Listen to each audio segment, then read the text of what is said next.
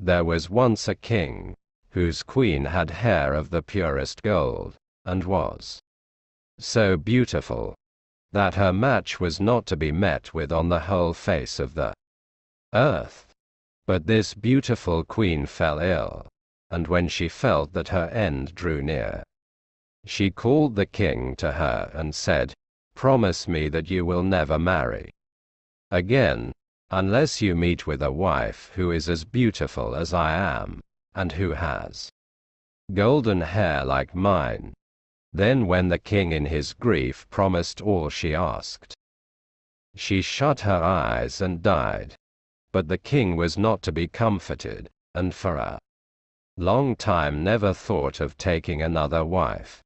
At last, however, his wise men said, "This will not do. The king must marry again, that we may have a queen." So messengers were sent far and wide, to seek for a bride as beautiful as the late queen. But there was no princess in the world so beautiful, and if there had been, still there was not one to be found who had golden hair.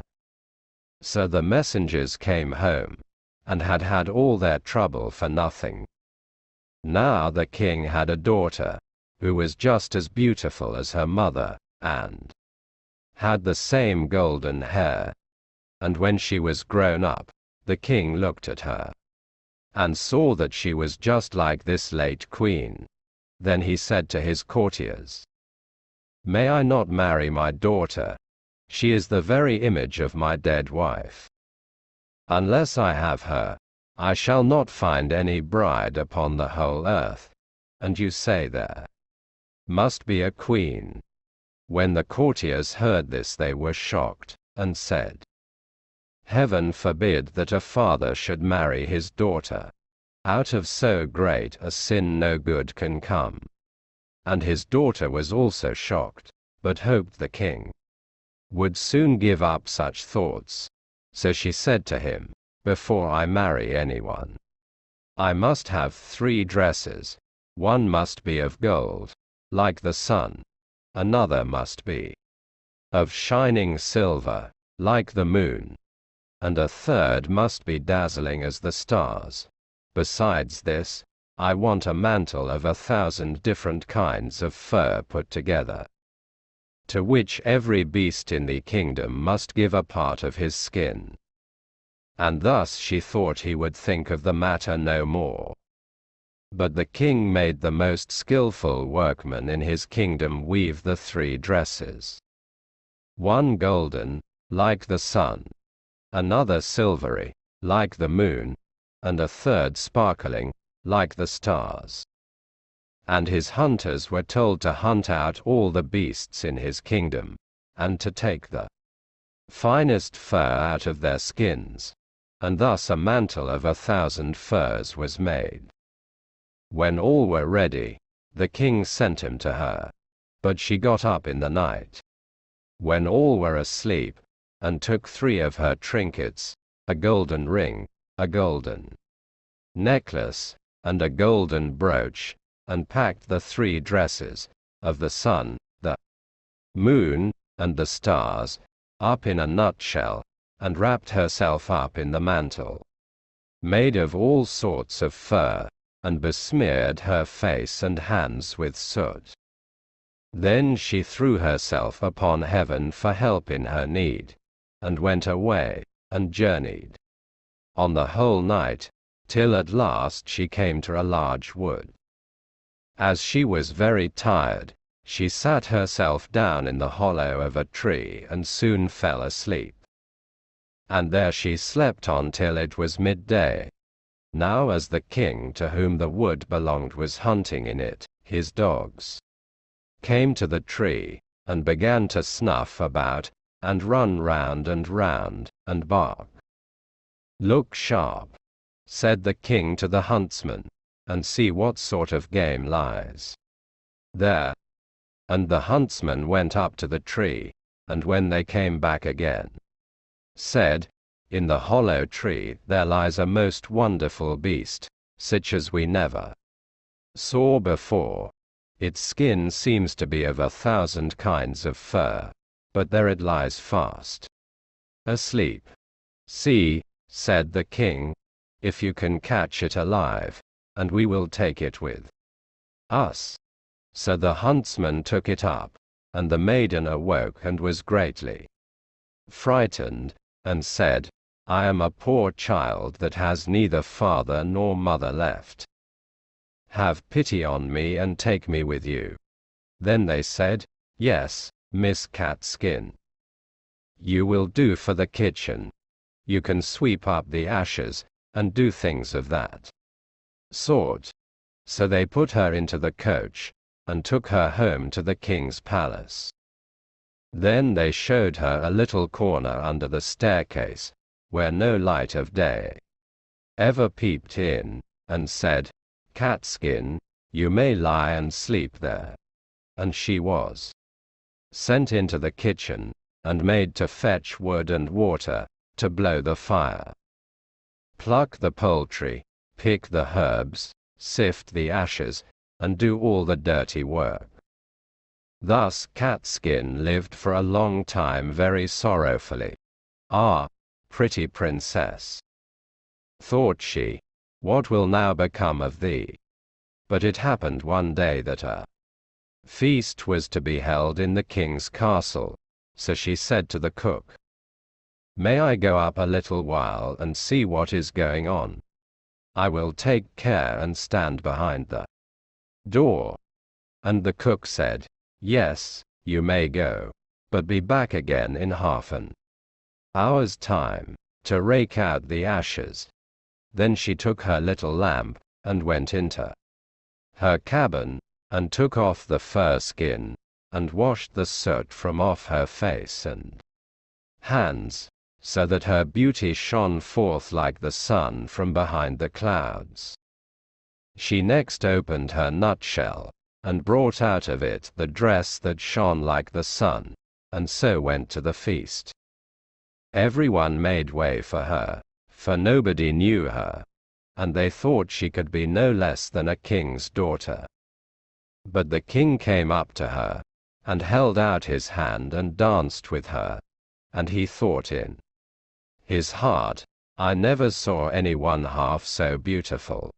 When the dance was at an end she curtsied, and when the king looked round for her, she was gone, no one knew whither. The guards that stood at the castle gate were called in, but they had seen no one.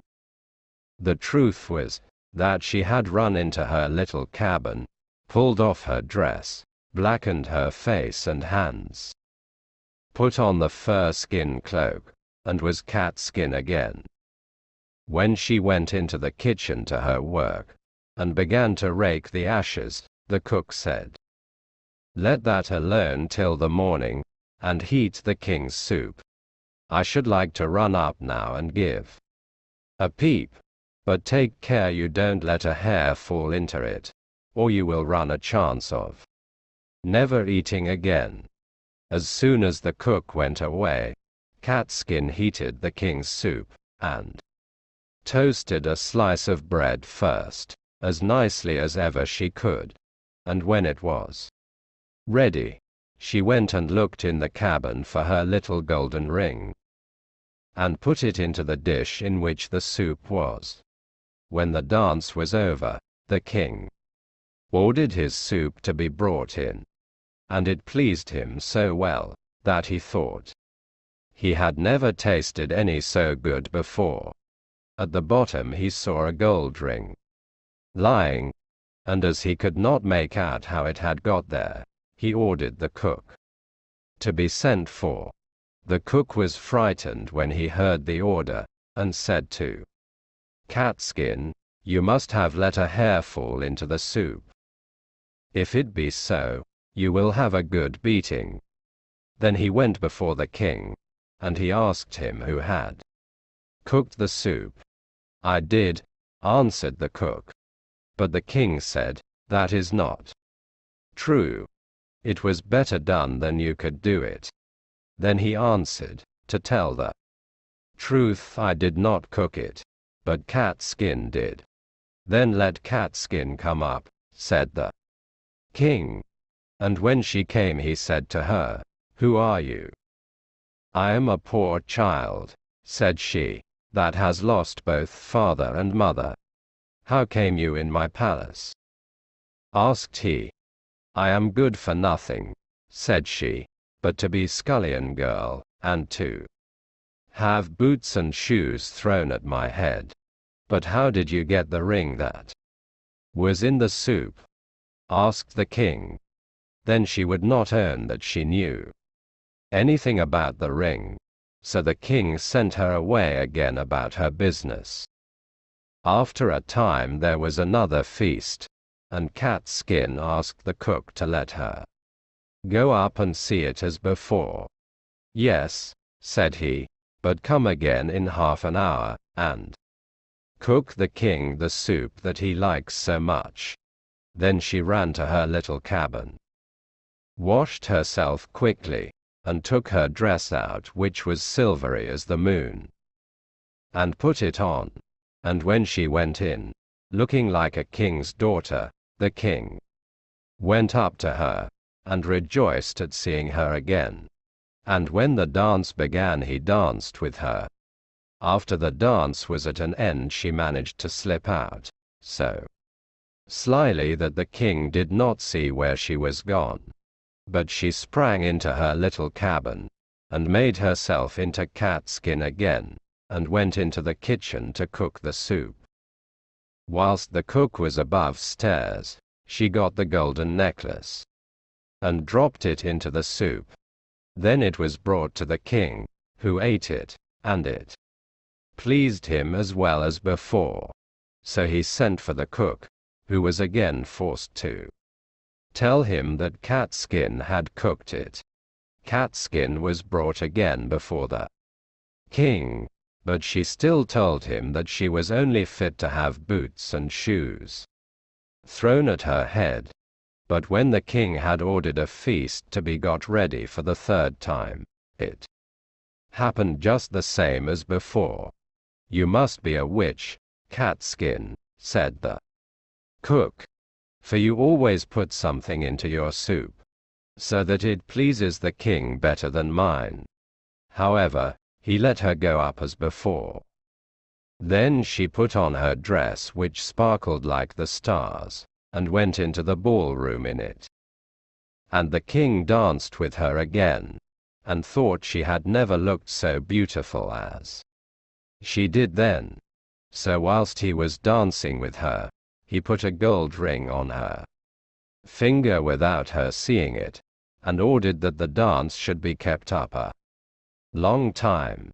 When it was at an end, he would have held her fast by the hand, but she slipped away, and sprang so quickly through the crowd that he lost sight of her, and she ran as fast as she could into her little cabin under the stairs. But this time she kept away too long, and stayed beyond the half hour. So she had not time to take off her fine dress, and threw her fur mantle over it, and in her haste did not blacken herself all over with soot, but left one of her fingers white. Then she ran into the kitchen, and cooked the king's soup, and as soon as the cook was gone, she put the golden brooch into the dish. When the king got to the bottom, he ordered Catskin to be called once more, and soon saw the white finger, and the ring that he had put on it whilst they were dancing.